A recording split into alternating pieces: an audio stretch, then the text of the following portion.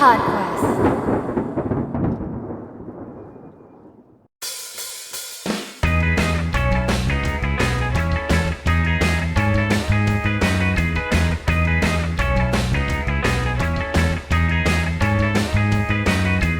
I was at a party talking about ska. I was going to say at that house party. Straight up, ska. people were chatting, and people who hadn't met, we were like standing in a group. First of all, weird to meet strangers, but Yeah. one because like civilized people, Canada is a no shoes inside country, so we're all sock feet out. And somebody had checkered at a party. That's insane. It's not insane. That's a completely normal thing. You step on all kinds of shit without your shoes on, dude. We're in a house. Yeah, discarded needles everywhere, probably. Yeah, probably. But somebody was wearing checkered socks, and a girl asked him, "So are you like big into ska?" And it was the funniest thing I've ever heard in my life. Was his answer, yes, I am? It was no, but could you imagine the prestige of this being she's into ska? Excellent way to start a conversation. I also love the idea Conversation. that he's got like checkerboard Vans or like Chuck Taylors, and then he takes those off and it reveals the checkerboard socks. God, that would be good. Yeah, it'd be a power move. We call that a power move. That's what that is. It's funny. Should we clap? Theoretically, I think it's probably for the best. Yeah. 50? No, I wasn't looking at the time, and it got real close to 50. Let's do 31 minutes. Yeah, you got it, dude. You got it, dude.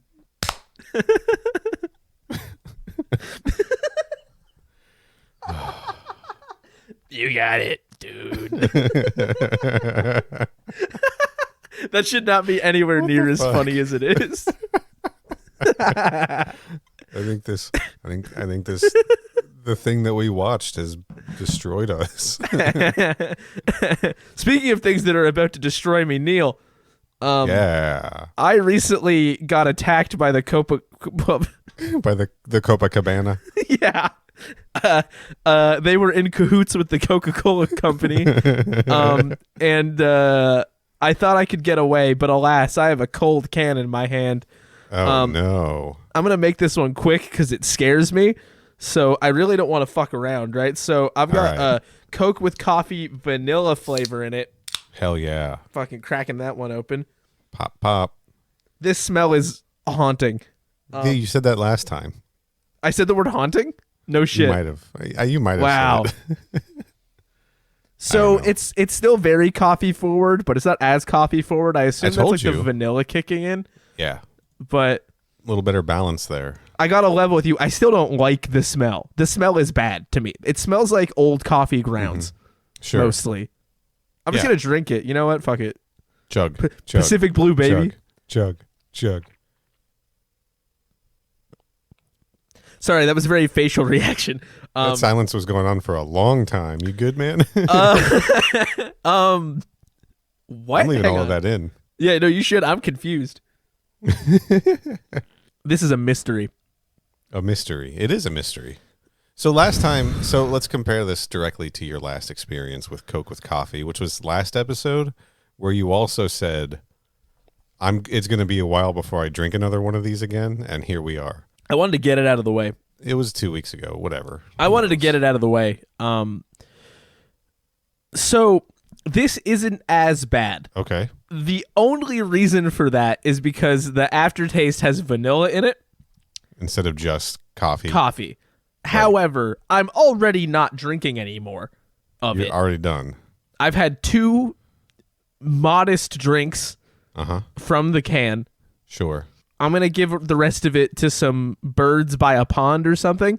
I don't really know what the plan is. I'll freeze it into tiny cubes. Little hearts are just going to explode if you do that, man. They can't handle it. Go find some hummingbirds or something at least. It's a lot of caffeine for a bird. Yeah. Yeah. You give it to a duck and they just start like fighting each other. Yeah, but yeah.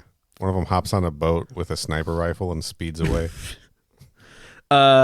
One of them is a very famous professional wrestler. Suddenly they're just riding bikes downstairs. Like that's an exciting Okay, thing. we're giving away a lot here. You gotta hold some of these cards to your chest. But these are all ducks we're talking about. Ducks doing these things. For now, I think, are we clear of special Coke drinks for the time being? Are we free?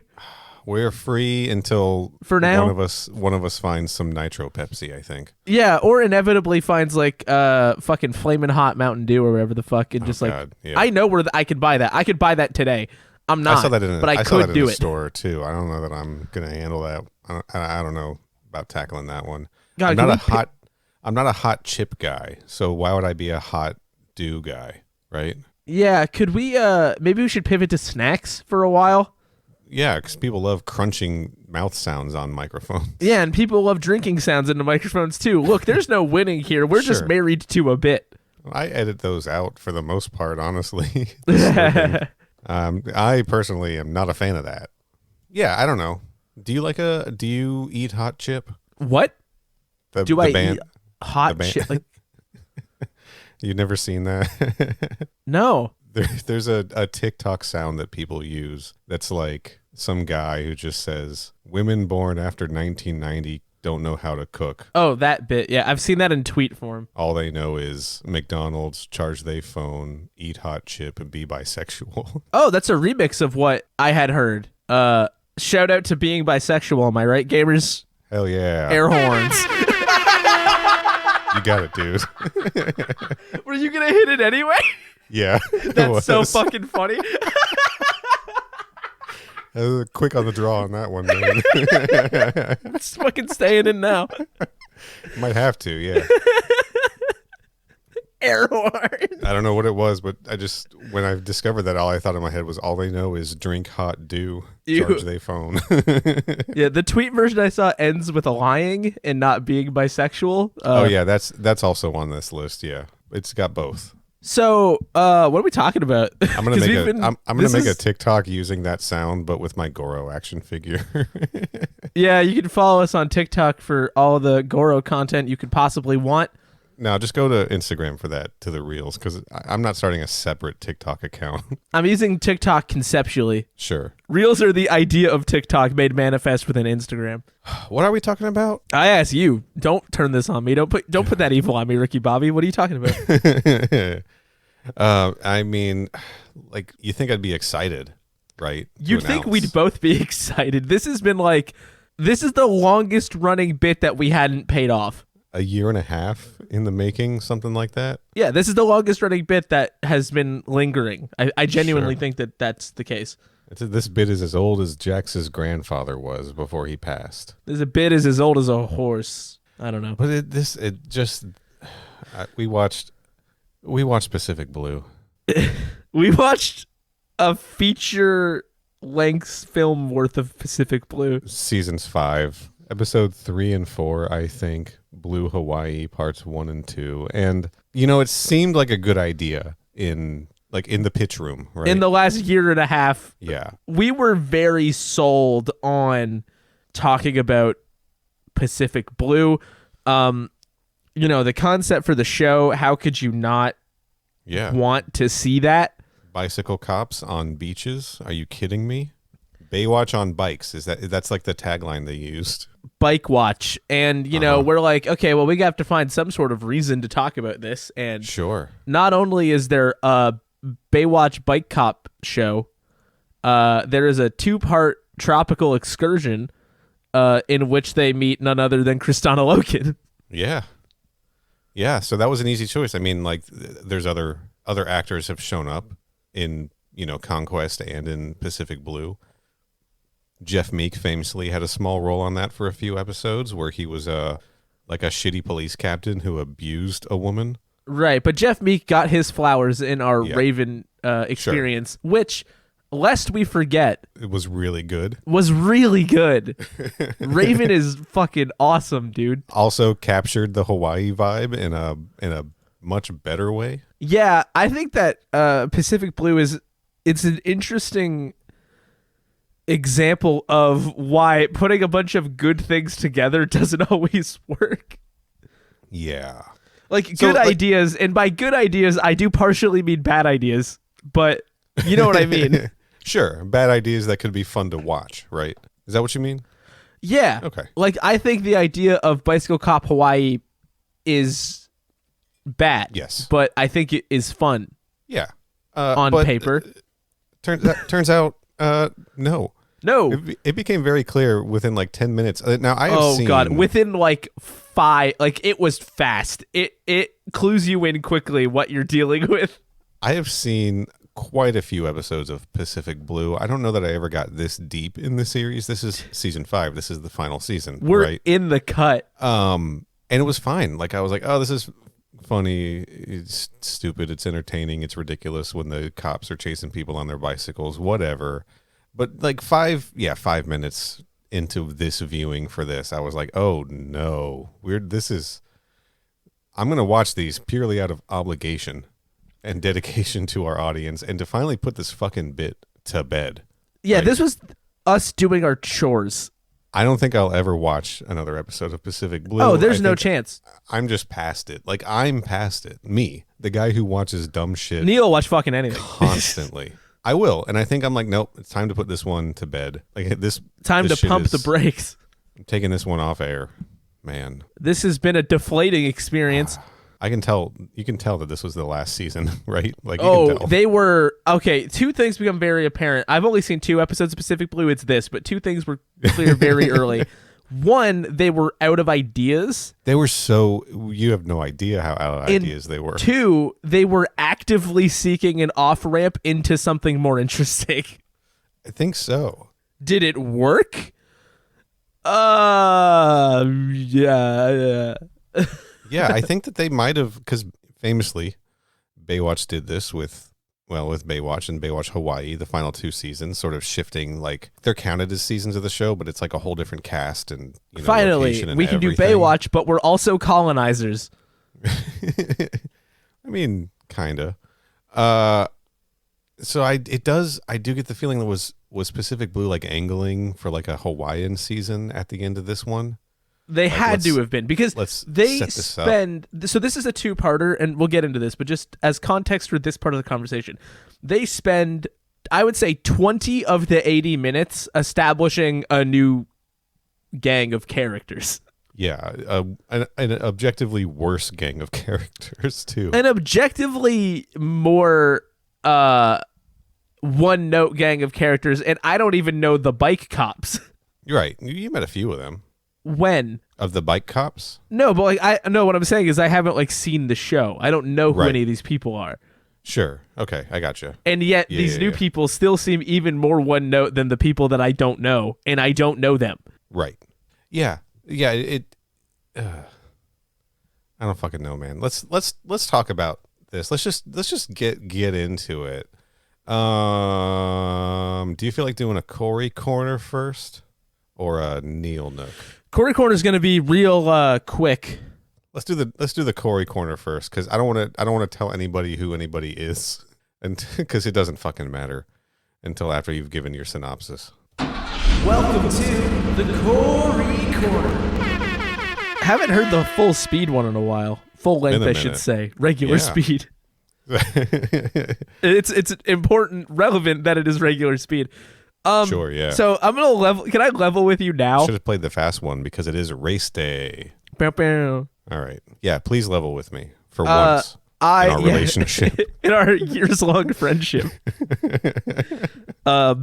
I remember 3, 4 character names tops. If I were hard pressed, I could probably remember 5. So yeah. Good for you, man. And I've seen this before.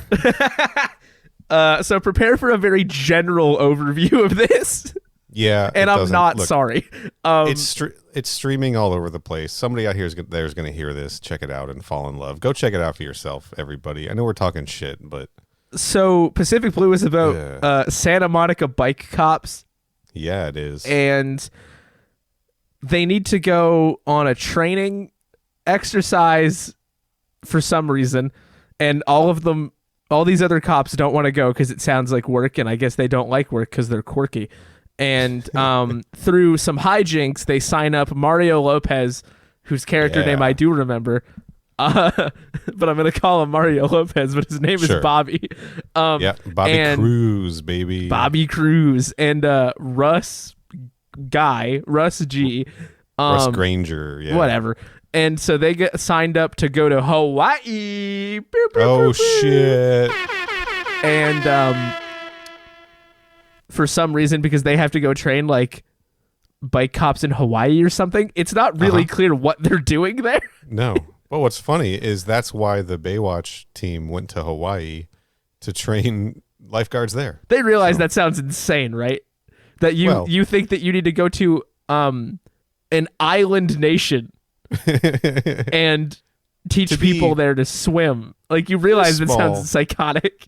There's small differences. It becomes like an advanced training camp for lifeguards from all over the place, just sort of stationed in Hawaii. Right. So you get like an Australian one. You get your legally required Australian one. Yeah.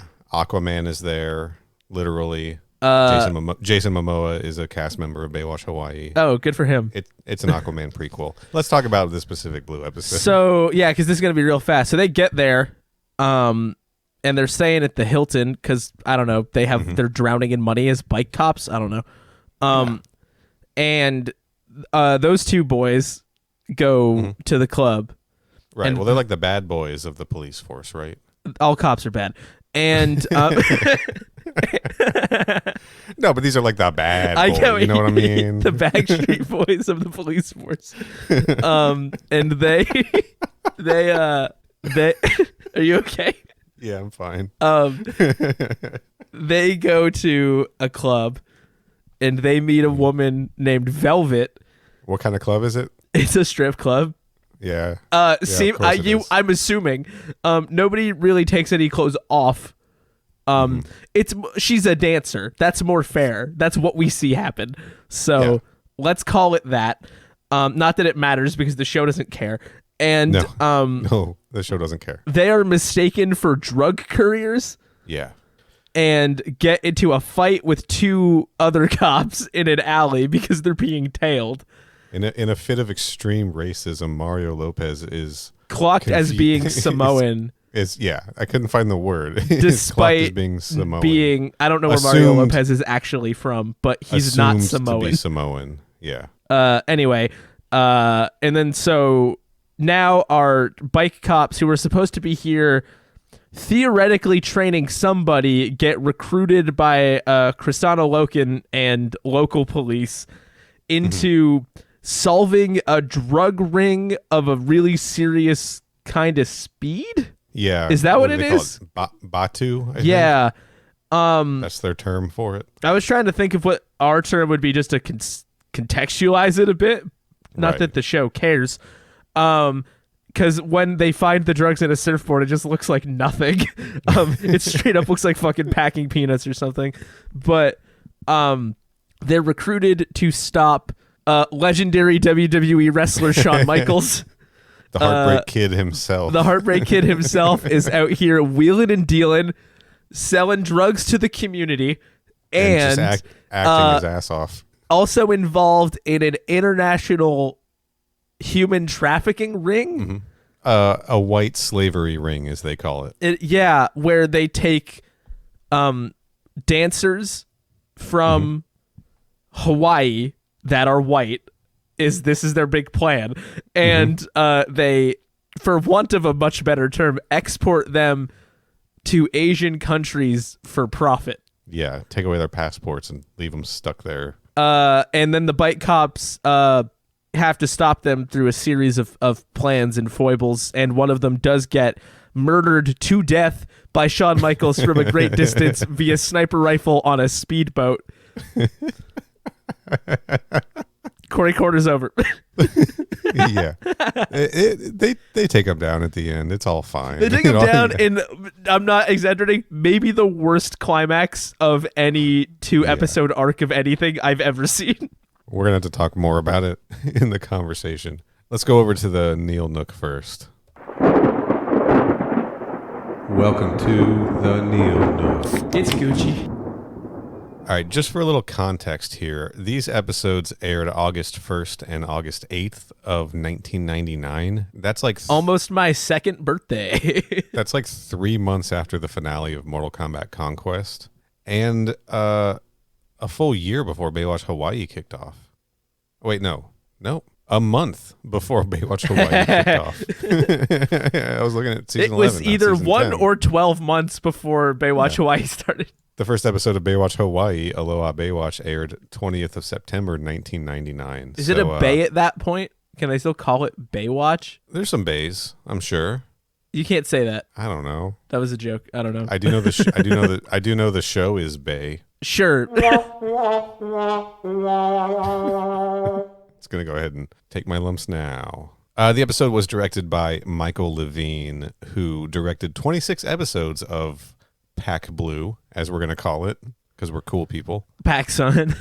Also directed some Xena, some Hercules, and 2 episodes of Silk Stalkings. The show was created by a guy who also did the story for this episode named Bill Nuss. That guy, Bill Nuss, also wrote 2 episodes of Raven. The teleplay and some of the original music apparently is by Richard C. Oakey, who just wrote on all kinds of shows, Knight Rider, Witchblade, etc.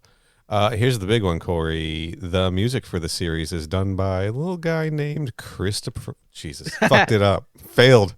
A little guy named Christopher Frank of Raven soundtrack fame.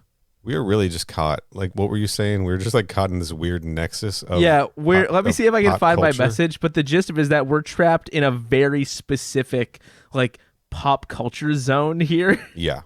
It's going to get crazier as I go through some of these credits. It's going to get worse? Let's go through some of the cast here.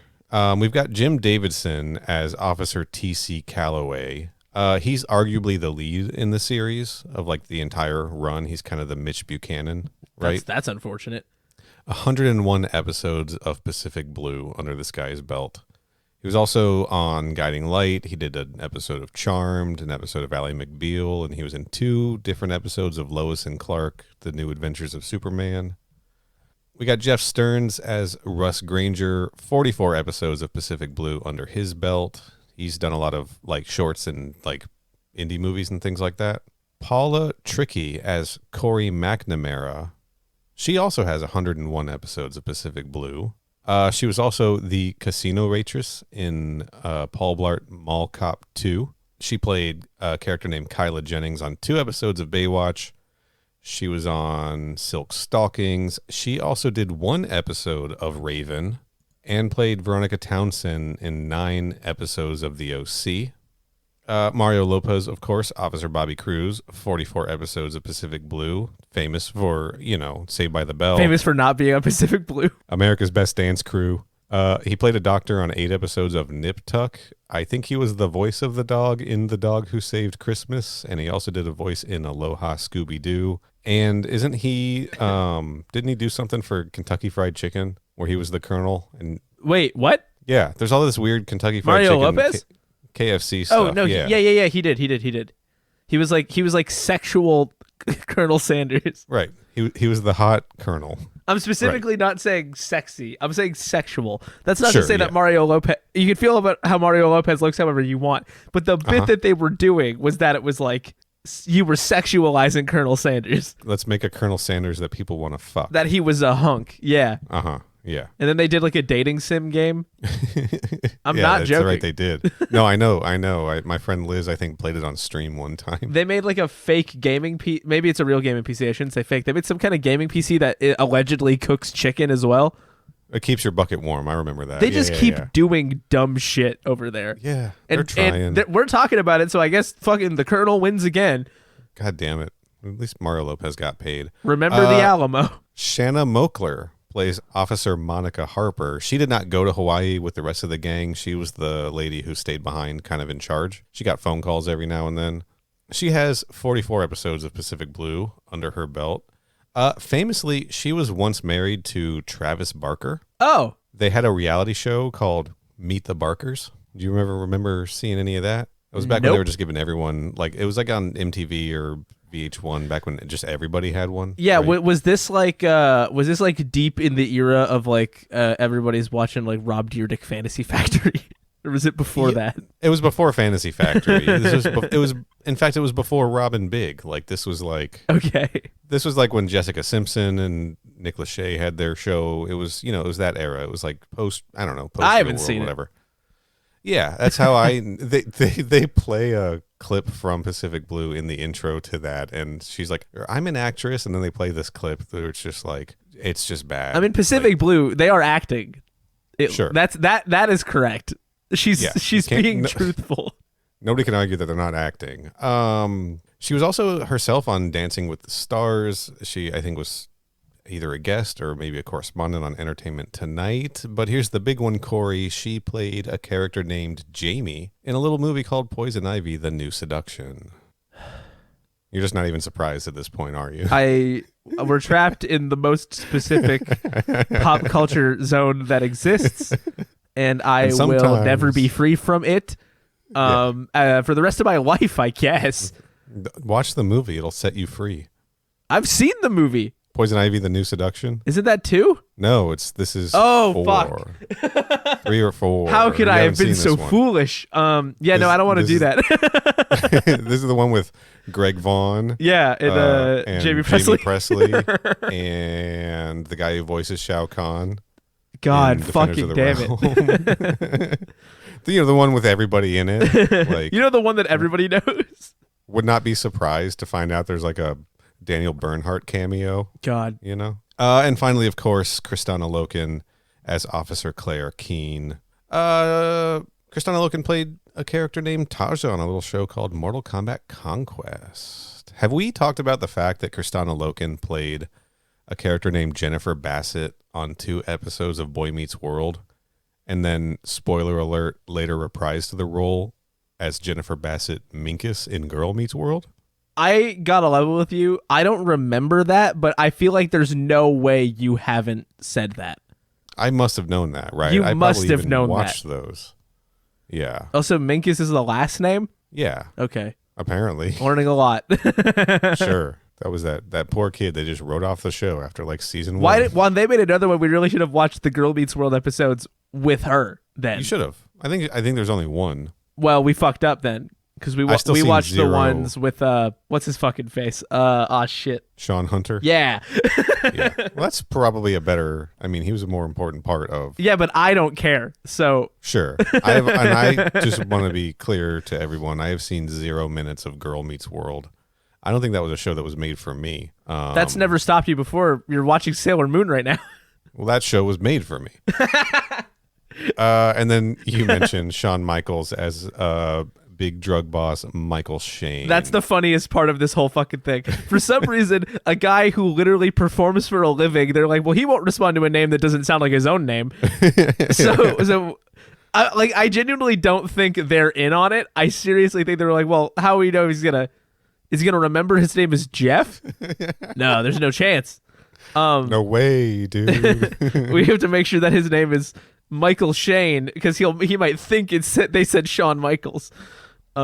Shawn Michaels, like, iconic all-time great professional wrestler to many. Yeah. I'm not a wrestling guy, but I knew who he was. I don't know much about him, but I've heard of him. Yeah, right? He was in DX, which is like a big What? Who was the big DX guy? Triple H? Yeah, wasn't Triple H on a Pacific Blue also? I don't know. Sorry, keep talking. Well, I was just gonna say that that happened. Like, he was. You asked me to provide some Shawn Michaels information, so I'm attempting to do that. I'm trying to fact check one thing that I was gonna say, because I don't know if I'm remembering it right. So yeah, we talked about this on an earlier episode. Triple H was also in an episode of Pacific Blue that aired the year before this one, where Russ Granger saves his best friend's little sister from a life of underage porn, and Triple H was the henchman working for the bad guys who just snuck up on all the bike cops and gave them pile drivers. Do you think that Shawn Michaels did it? Wearing his DX shirt. Do you think Shawn Michaels did the show because Triple H had done the show? Probably. Yeah. Anyway, I don't know. Like, you can Google Shawn Michaels. Like, if you really don't know anything about him but are intrigued by a guy whose nickname is the Heartbreak Kid. But that's a really good wrestling. If you want it, you can just look up like his intro, and you can see him come out dancing to a song that literally goes, "I'm just a sexy boy, sexy boy." Like that's how the song starts. Like he's just like he's like his whole pastiche was like being charming, cool guy fuck machine who also wrestles. Like right. Which is the same character he plays in this show. But what doesn't make any sense to me is like he's good at that, and that's also acting. Right. So I don't know what happened here. Yeah. But I watched like a pretty low quality looking stream here, and I could not tell it was Shawn Michaels because I hadn't seen the credit yet. So my first note says, "Holy shit, the way that guy just says damn when he stabs the guy is so funny." And then I said, "Wait, that was Shawn Michaels." That was Shawn Michaels, man. Another character we need to talk about, because if you really think about it, it's less of a location and more of like a character in the story, is the Hilton Hawaiian Village Resort in Waikiki, Oahu. You know? You've seen the Hilton Hawaiian Village Resort in Waikiki, Oahu in a number of productions, including, I'm pretty sure, Baywatch Hawaii, certainly Hawaii Five-0, Magnum P.I., and I think the Saved by the Bell Hawaiian style movie also. I don't know why. I just need to tell you this. I don't know why I thought you were going to say this, but the way you started to say I like that, my brain auto-filled it to I spit on your grave. Shot at the luxurious Hilton, Hawaiian Hilton, whatever the fuck it's called. I Spit on Your Grave 3, filmed on location. Yeah. And just a ton of other things. I couldn't find confirmation on this, but I wonder if like they filmed at the same location when like the family from Full House went to Hawaii, or like the family from Step by Step. It seems like everything that like every show that goes to Hawaii goes to this Hilton resort to film. So I don't know what kind of kickbacks they're getting, or like they're getting money from like the tourism board or something like that. But yeah, they're all very Hilton centric. Yeah. It would be wild if like Baywatch Hawaii and Pacific Blue Hawaii were filming at the same place at the same time, considering just how much shit Pacific Blue outright steals from Baywatch. And it debuted later than Baywatch, right? Can we? Yeah. While also trying to make fun of Baywatch pretty consistently, including in this episode. We'll get to that. Do we have to? Like, we've already been talking for 37 minutes, and sure. I want to level with you. I don't have the compulsion in my body to do a 2-hour podcast about Pacific Blue. We're not doing a 2-hour podcast. Are you kidding me? Even I'm saying no to that. I do want to hit a few things first. Like, first of all, like we're not going to go beat by beat through the plot of this thing because it doesn't make any fucking sense. God, it's bad. But I guess I'll just tell you about the thing that they absolutely stole from Baywatch, aside from the idea of going to Hawaii for more training. First of all, why do bike cops need to train in Hawaii? Or train other people, right? Like, even if that's what it is. People. It doesn't make any sense. But the idea of, so when Mario Lopez and Russ like go to the meetup to try to like bust the drug people, they give them the surfboard and they're like, the drugs must be hidden in this surfboard. 100% stolen from an episode of Baywatch where people hid drugs in Kelly Slater's surfboard. Well, can I defend Pacific Blue? Didn't think I was going to say that today. Drugs are hidden in things in shows like this all the time. Right. Just because it happens to be a surfboard doesn't mean they stole it from Baywatch. Sure, but Kristanna Loken does have a line where she's like, wouldn't be the first time people have hidden drugs in a surfboard, and that like fucking turns and winks straight to the camera. And then she says, hi, I'm Kristanna Loken, star of... Like, they were absolutely poking fun at it. They've done that on, I can't think of specific examples, I'm willing to concede if it was like clear in the cultural context of when the show aired, but I wanted to give the fair shake to the fact that it didn't necessarily have to be stealing. It still can be. It is. And what it is. It absolutely is. It is. I don't know, man. I want to get so I guess just some general thoughts. What did you think of the various cops on bicycles chasing criminals scenes that we got? It's fucking boring. The music was kind of shitty, right? Like the music wasn't even exciting. The music's kind of shitty all around, I'm reluctant to admit. Yeah. But yeah, so one fundamental flaw in Pacific Blue, of which there are many, one of them is they do seem convinced that a bicycle chase is exciting when shot very blandly and with minimal obstacles. Yeah. They are incorrect in that assumption. Yeah. Yeah. I want to say that in other episodes there were some kind of fun bike chases, but at the end of the day they're all really stupid because they'll like set the camera up so like the rollerblader. It's always a rollerblader. Also, first of all, there was no way. Look, I wasn't there for the '90s for most of it, but there was not this many rollerblading crimes. There just was not. I mean, there certainly were on Pacific Blue. I don't think this was. I think this is probably. There might be one in every episode. Certainly one in every season, and there's been 5 seasons. So the funniest example of this is when an ATV jumps over a modest bridge, gets a little bit of air, and the camera remains completely locked off, and each bike then gets its chance in order to jump the bridge. And it's just like, this feels like you're making a tape to show your parents because you learned how to do something cool with the pump track. Like, what are we doing? Like, and those bikes got a lot of air off that bridge too. That was a little crazy. But the thing that they also do, they did it twice. They did it once in episode 1 of this and once in the second episode, is that they think it's real fucking cool when somebody rides a bicycle downstairs. Yeah, that's not cool, but what is cool is how you get to those stairs. And I would like to give a shout out to whatever the fuck our chief guy is for the scene where he gets off his bike, picks it up, and runs really quickly up a bunch of stairs. Yeah, there's a lot of that too. So he can then proceed to ride his bike through an industrial-sized kitchen. Yeah. Which is genuinely fucking hilarious and awesome. There are a lot of scenes where they're like, oh shit, we can't get through here on our bikes. We better pick our bikes up and run with them. Also, they only can keep up with people because they're not just like getting into cars. Yeah, as soon as that's all anybody has to do is like get in a car. I mean, they kept up with that 4-wheeler, right? That was pretty good. But that was also driven by an idiot. If he had just gotten in a car and driven away, they'd be fucked. Or just not driven on only things that bikes can go on. Because these aren't like mountain bikes. These are like Tour de France bikes.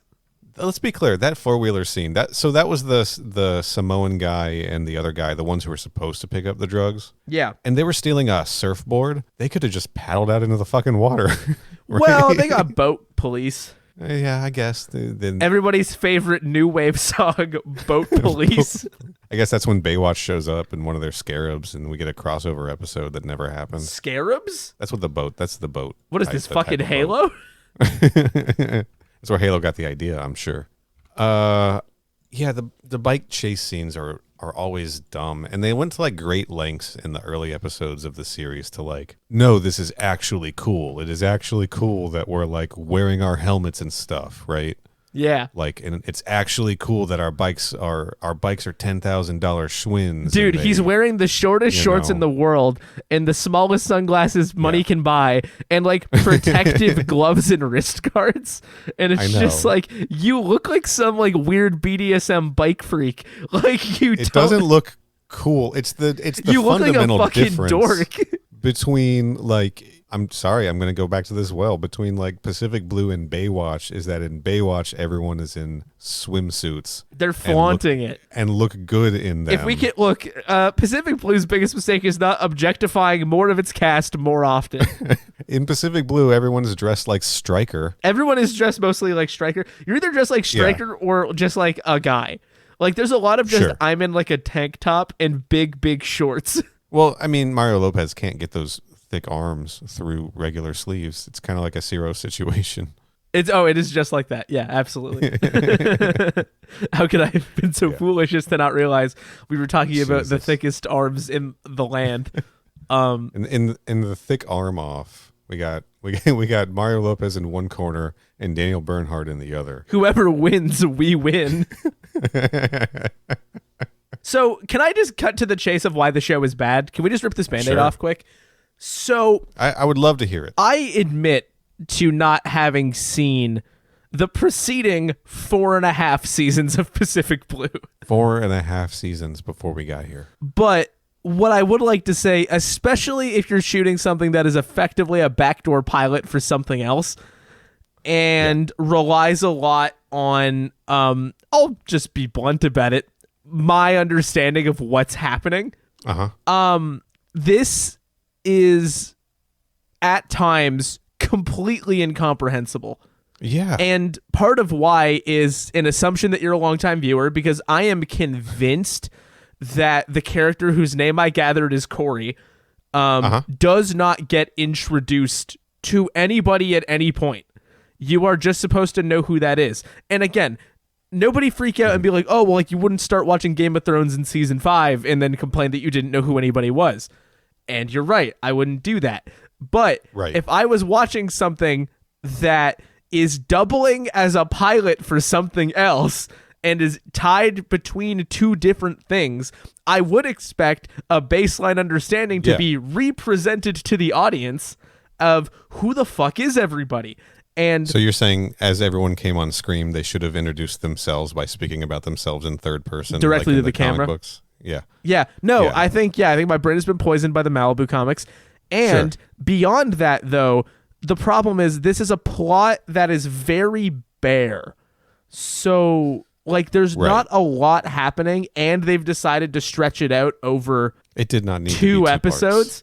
Did not need to be. So they've put so much filler B-roll of women in bikinis just to like an egregious amount. It's like almost baffling. And extended strip club scenes. And also just like a lot of talking and a lot of like passing time without like really developing what's happening or developing the characters that you're introducing that might be a whole new show. I don't know shit about Australian other than he's mad at everybody.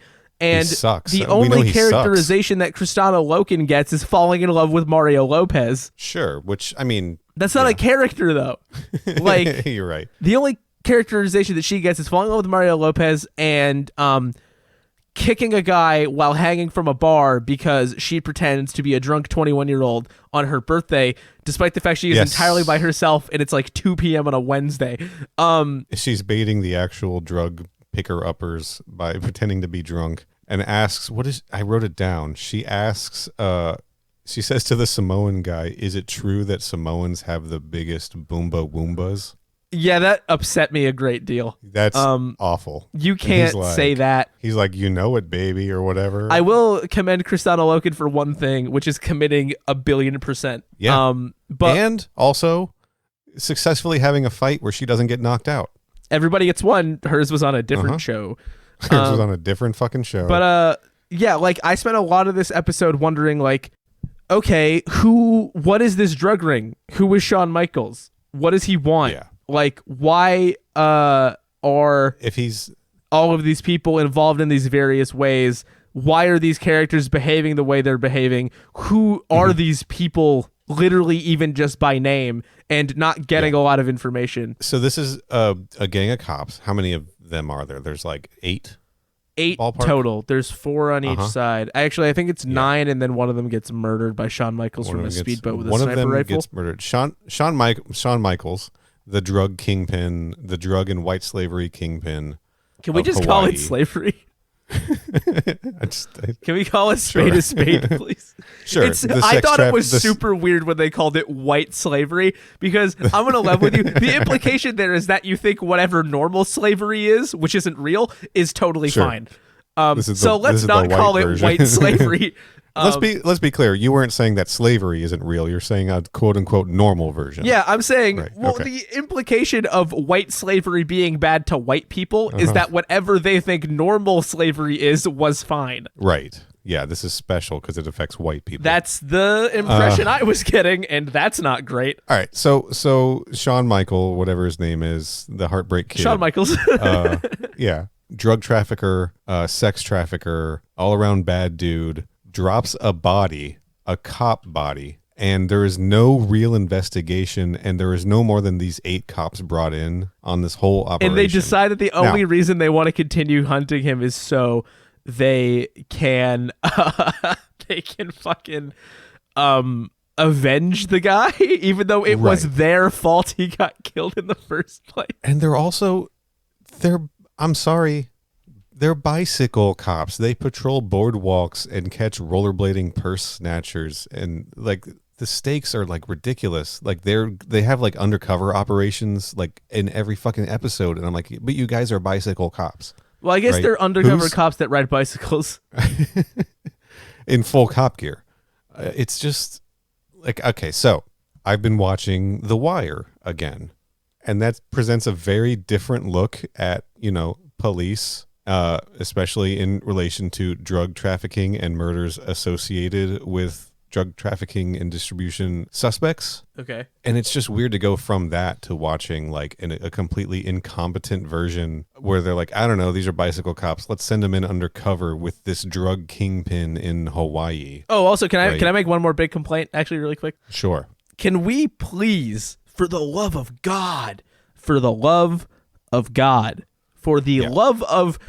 my brothers in Christ, can we please stop having conversations about like the mainland versus the islands, or like how much you love culture or are doing relevant cultural things? Because I am convinced it would have read poorly in the 90s, and it reads really bad now. God, Corey, you're such a howly. Howly? Yeah. What does that mean? Mainlander. Is that what that word means? Yeah. Oh. That was a good joke. I'm just an idiot. But like, I don't know. Like, I know that it's like a dumb TV show, whatever. But like, man, shut the fuck up, please. Like, I just think this is a really like pristine example of how Hawaii tends to get used in like pop culture artifacts that are made in the United States. Sure. Lest we forget that Hawaii was literally stolen, and that is the reason it is a state in the first place. So it reads as really gross when the only bit you can come up with when you use that land and resources for your fucking bike cop show is how wacky it is over there. Like, yeah. God. I'm glad you're bringing this up, because unfortunately I think that I've been desensitized to it, considering it was prominent in every fucking show went to Hawaii. There were, look, like man, I have a Brady Bunch movie poster, and the Brady Bunch sequel does it too. Like, you know, no one's immune, but it all sucks all the time. It's still time to cut it out. And have we cut it out? I don't know. Is Hawaii 5-0 still on, the CBS version or whatever? So I think it's definitely still on, but I would like to hope that it's at least somewhat less egregious by now. Right. Well, even Raven was less egregious than this. Sure, yeah. with its weird exoticizing of everything. It's almost like it borders on like fetishizing, right? In this case, yeah. Like, it's rough. It's a rough show. I don't even know that it, like, I really do think I'm done. Like, I don't think that watching something like this is even fun for me anymore. I don't think it's fun because in any way. It's not even fun as like a bad show, because again, like the downtime scenes are confusing at best, the characterization is strained at best, and then the action is really bland, and like they develop this whole side plot of like a second run at Shawn Michaels with the Corey character. Yeah, Corey pretending to be like a banker or something. Yeah, and it's like, but I don't know who this woman is. Sure. Or why she's being picked to do this, or why Shawn Michaels wanted to buy her a gift at Tiffany's. Like, did he know she was a cop?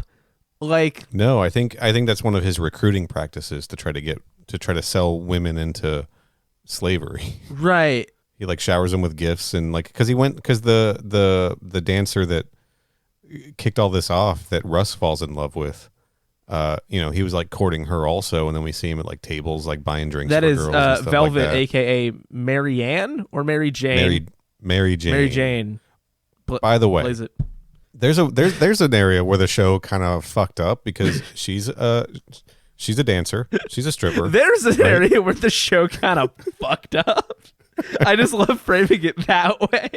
And then Russ is like, oh, no, I actually like you. Why can't you believe that I can actually like you for who you are and not just because of the strip club? And then at the end of the show, he's like having a picnic with her, and he's trying to give her cash that he stole from the police.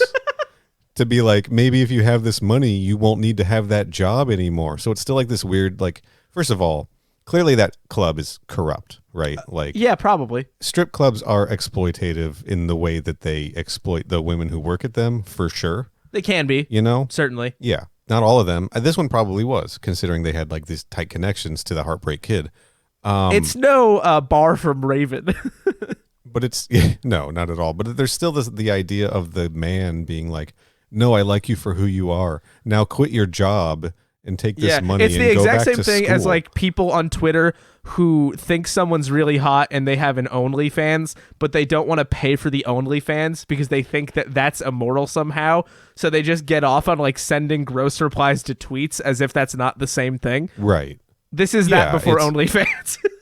Sure. Yeah. It's just like, you just kind of missed it, dude. Like, I don't know. I mean, she said stuff about like the money's not that good or whatever. But like, and that's why I guess she was looking at going to Japan with the Heartbreak Kid. But it's just weird, like the savior aspect of it and all that kind of stuff. I don't know. And then the very fact that he stole the money from the police. That's kind of based, but like first of all, yeah, steal money from the police. That's cool. But like this is a formal like, MK Podquest condoning of stealing money from the police. Steal money from the police and give it to sex workers. Actually, that's a good idea. We should do that. Yeah. Right? I don't know. This is legal advice. Sure. Yeah. Yep. Take them out for picnics and give them stacks of cash Also, like that you stole from the cops. that you stole from like the place that you work. Yeah. Steal from your job. Give it to sex workers. Everyone out there, do this.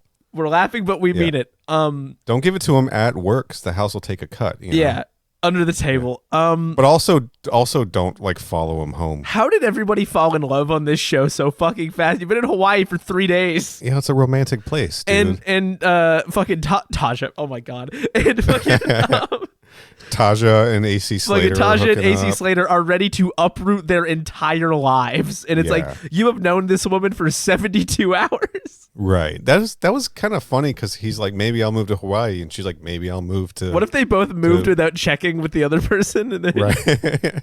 They go to surprise each other. There's literally a shot of their planes like crossing paths. I don't know, man. Yeah, and then Russ with Mary Jane.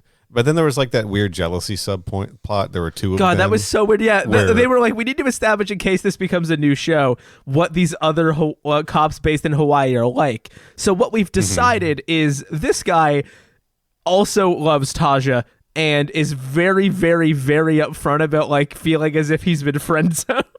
Oh yeah, God. And then Corey also like had a thing with Bobby, with Mario Lopez. So then there's a little bit of jealousy there because they're not together anymore, and she's like, and you got this new girl or whatever. It's all so fucking weird. It's not great. It doesn't feel authentic or how real people would act. And then, sorry, I'm hung up on the fact that there were 8 people trying to bring down this drug kingpin, and one of those people was the Australian named Buck, who like gets a little bit of like radio static and decides the whole operation. Dude, yeah, is like fucked. he hears one garbled sentence about like the fake identity they're using to secure the drugs, and he instantly goes, "I'm pulling up my gun and running in." And then Shawn Michaels, seemingly anticipating this possibility for some reason, is at sea, in like a nylon jacket, shirtless, holding a gigantic sniper rifle that he will bring out several more times, kills one of the cops from the comfort of the boat, and then just tells like the oldest boat driver I've ever seen to get him out of there. And it's like Captain Ahab himself. That is the most blatant crime I've ever seen go generally unpunished. These cops are terrible. Bucky just running in, right? No one, like no backup plan, right? They have shitty radios, clearly. The information wasn't coming through right. Pete's chasing after him, gun drawn. They did not see the guy on the boat with the sniper rifle. He was not hiding. They're just so bad at this. They're bad like, no, cops, and not in like the way I said earlier, but like they're bad at their jobs. They're incompetent. They're incompetent. Incompetent. Because again, They are bicycle cops. They are bisexual patrolmen. bicycle cops. Some of them surely are, but they are patrolmen and women. They are not detectives. They are not like from narcotics or homicide. They're just fucking bike cops. I don't know, man. It's dumb. And it had 5 seasons. 5 seasons. 5 seasons of Pacific Blue. The thing that fucks were me up the made most is and aired on television and were huge hits in Europe. 5 fucking seasons. all of this money could have gone into like 3 good seasons of Conquest. We got 1 season of Conquest. We got 1 season of Raven before Walker Texas Ranger kicked its ass. Pacific Blue got 5 fucking seasons, man. It's unfair. It's just unfair. It's funny how this show has really kind of ended up. I don't mean our show. I mean Pacific Blue. What do you mean? Has ended up being like this bellwether for everything that was shitty on television at the time, coalesced into a single example, and we have spent a year and a half hyping it up like it was going to be fucking awesome. We got tricked. We got pranked by the hype bamboozled. that, granted, we created by ourselves. Well, here's the thing. In my defense, I've watched the show, but it's like the kind of thing that you hit play because it's on the free streaming services and you just like go about your business. You know, you edit, you play on your phone, you vacuum, whatever. It's fun because you could turn and look at it on occasion and you'll see like a guy run up the stairs holding a bicycle into an industrial kitchen. Yeah, right. Or just good-looking people hanging out. Or like one episode that I think I did watch pretty closely was just the movie Point Break, but instead of Keanu Reeves, it's T.C. Calloway, the bicycle cop, and the adrenaline junkie shit was like low-tier cable quality. So it was like, okay, this was an actual like thing they did to like test how extreme he was tie him to a patio chair with bricks on it and throw him in a pool and see if he could escape. Like that's how they get their kicks in this fucking Pacific Point Break knockoff. But like as something like that, it's like, okay, yeah, this is fun. This is entertaining. It fills the silence, right? But for the show, I had to sit down and actually watch an episode. 2? That's just not a fun experience. I'm just going to say we watched 2 episodes of this. This is a show that you watch when you're not really watching it and you've got other things to do and you just need some noise, right? You need something to look at, you know, something distracting on occasion if you're like me and you can't just stay focused on one thing for very long. But that's it. This is not a show to like sit down and binge. No one's watching Pacific Blue. If anyone out there is watching Pacific Blue, like people like sitting down and watching today. I want to hear from you. You're like, oh, I'm gonna binge season 1 like I binged True Detective. Like, let's hear from you. You owe us an explanation. Yeah, this was rough, but we did it, Corey. We did it. Do you have anything else to say about Pacific Blue? Fuck no. Was there anything? Could I find stuff? I could find stuff to say, but you think of like one good thing to say about it? Just Let me look at my notes. Actually, I do have one good thing to say about it. Yeah. First of all, Kristanna Loken, fun to see her do something else because I haven't ever. So that was nice. Fun to see her fight and win. When she kisses Mario Lopez and fireworks just start going off, and he asks if that happens every time, and she says yes. Cute scene. You win this round. Yeah. She was good in this. Mario Lopez. I just wish he was Paolo Montalban, I gotta be honest. Yeah.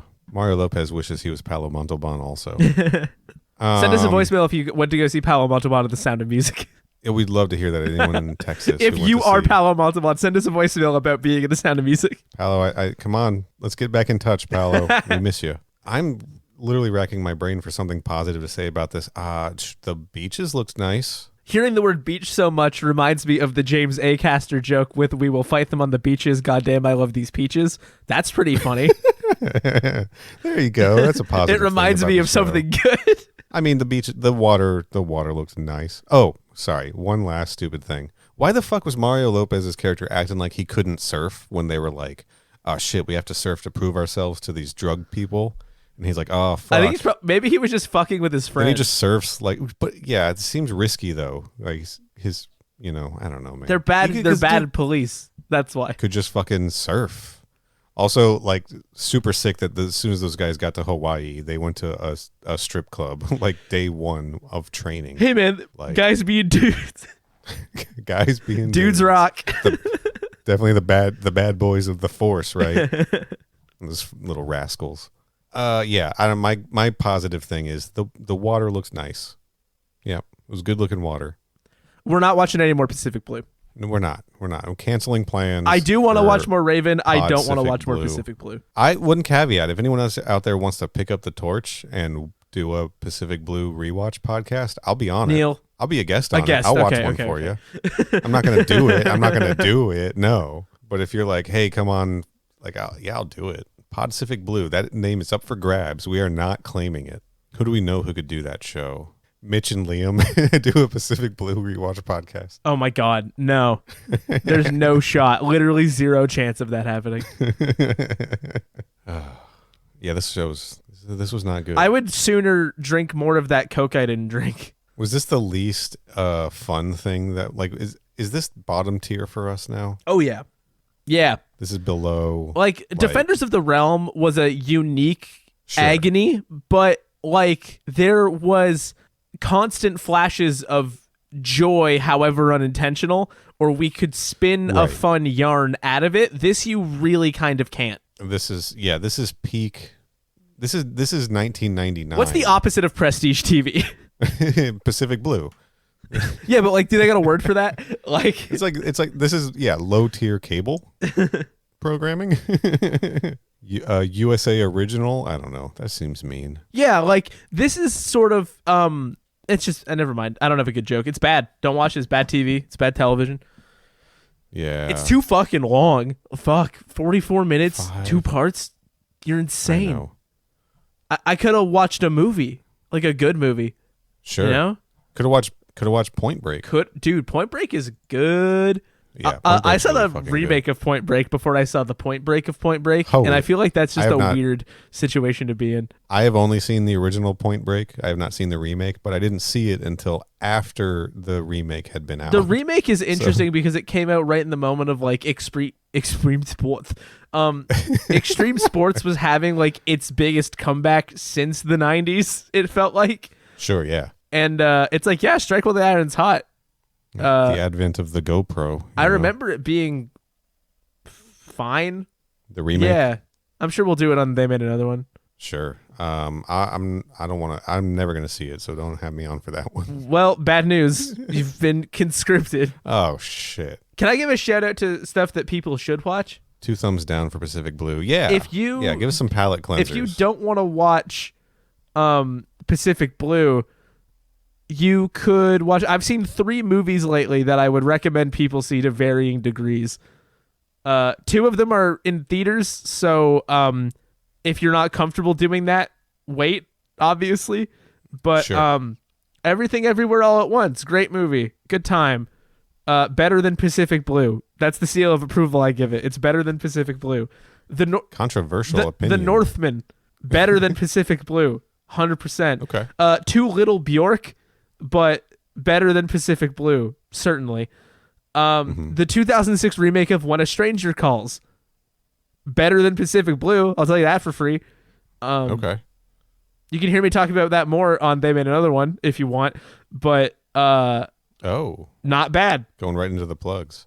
All right, I'm going to give a couple recommendations too. I'm going to give one. If you have heard the concept of Pacific Blue and don't believe us in how bad it is, and you're like, I want to check it out, or I want something in that vibe, like Raven's hard to get. Raven would be top choice, but just pick any random season of Baywatch and watch that instead. You could watch the Zac Efron Baywatch too if you'd like. You could. It's not good, but you could watch that. Just go, like, my personal recommendations would be like seasons 1 and 2 of Baywatch are better than the rest of all of it, or just like jump right to the Baywatch Hawaii seasons 10 and 11. Just watch that instead. There's a reason why that like lasted as a cultural touchstone versus Pacific Blue, which is just fodder for ad-supported streaming networks at this point. Like, yeah, just don't. If you want to watch Mario Lopez and something, that Peacock Saved by the Bell reboot sequel is actually really fucking good, especially if you're a fan of the original series, but you don't have to be. That's all I got. Let's end. I love that your recommendation is Everything Everywhere All at Once, and mine is like Baywatch Hawaii. Well, hold on. Mine was also When a Stranger Calls 2006. Sure, that's fair. Let's not get carried away. Yeah, I'm just trying to stick in the vibe. My letterbox right? tab was just open.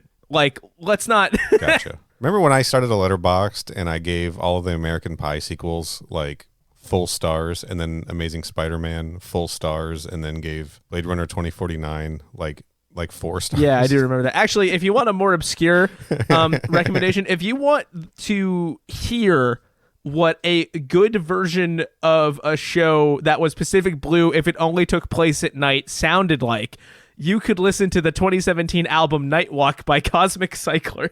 There you go. Do I have a music recommendation? I was also just I opened my Spotify and just looked at what was up there. Yeah. and again, fuck it. Go listen to David Duchovny's Gesture Land, his new album. That's awesome. Fuck it. Let's get out of here. Corey, what's going on with you? I'm drowning in podcasts. Boy, are you. So they made another one, as I've mentioned several times, is a podcast that I do with my friends, Liam and Mitch. When this comes out, I don't know what we're talking about yet, actually, so that's a fun mystery, but we'll have recently talked about the 2002 TV movie version of Carrie. So they made another on Twitter. They made another one on all your podcast services. If you'd like to hear me talk about Formula One instead of Pacific Blue, you can listen to Strat 2, Strat like the word strategy, that I do with my friend Callum. We don't do episodes like every race or every week, but we will have a new one soon. And that is on Twitter and podcasts and the internet. It's out there. And you can find me on Twitter at Final Neil. Follow my Instagram account at Final Neil Retro. Follow the show on Twitter and Instagram at MK Podquest, and on Facebook.com/MK Podquest. Subscribe to the podcast in all your little podcast apps there. All your little podcast apps. All your itty bitty baby podcast apps.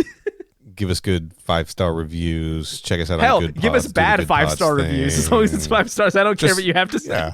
Just make sure 5 stars are lit up, and then you can talk shit. Visit our website, mkpodquest.com. Find links to our YouTube channel, all the podcast services, our store. It's still silly to me that we have a merch store. If you like what we do, supersecretwhitelotussociety.com or ko-fi.com/mkpodquest.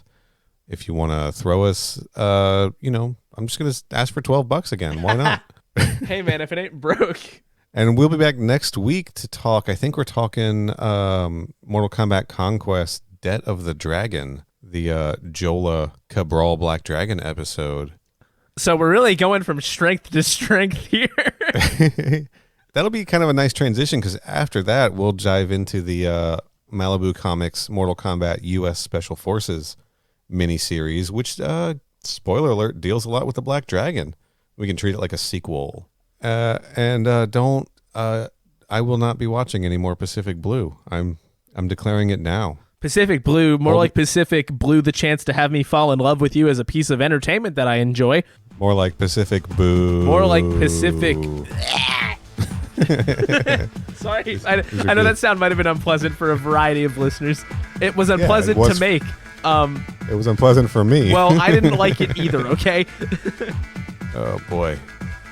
Yeah, it was. It's bad. It's not fun.